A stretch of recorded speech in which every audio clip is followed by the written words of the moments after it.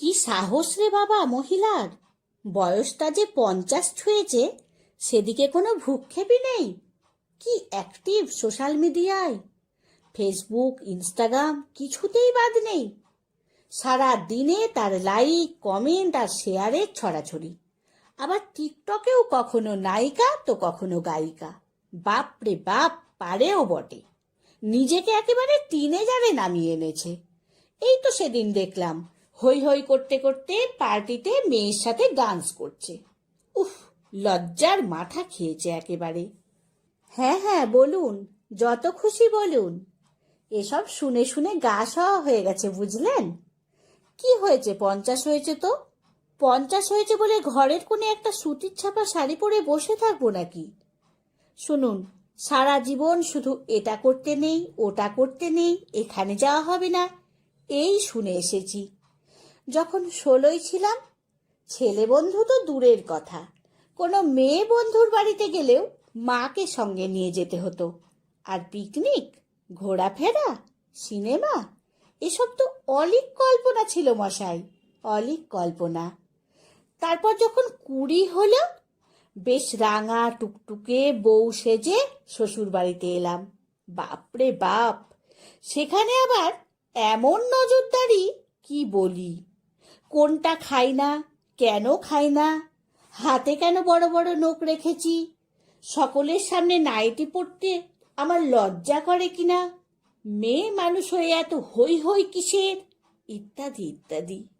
আর বাইরে গেলে শ্বশুর শাশুড়ি যা ননদ হাজারটা কৈফিয়ত।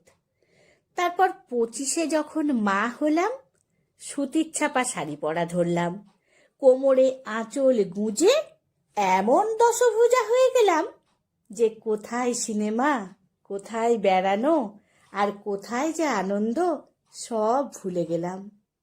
না না, এটার জন্য আক্ষেপ করছি না, এটা তো আমার কর্তব্য। দেখতে দেখতে আরও 25টা বছর কেটে গেল।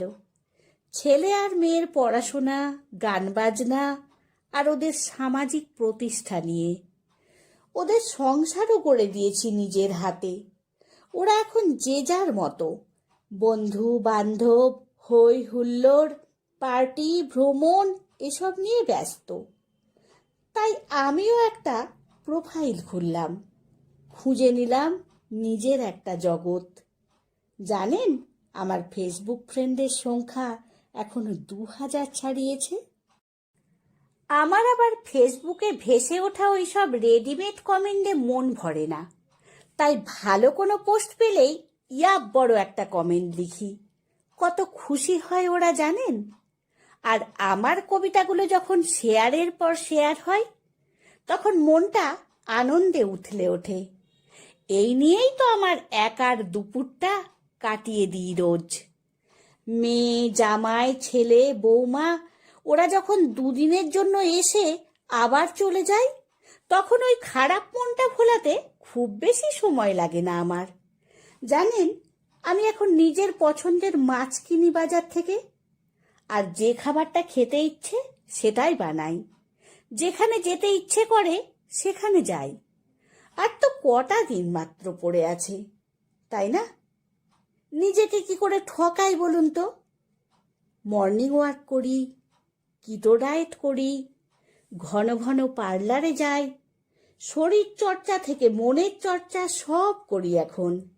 এই তো আমার যুবতী হওয়ার বয়স। তাই যে যাই বলুক, চলুন মনের বয়স বাড়তে না দিয়ে এই 50-এই আবার না হয় যুবতী হয়ে যায়।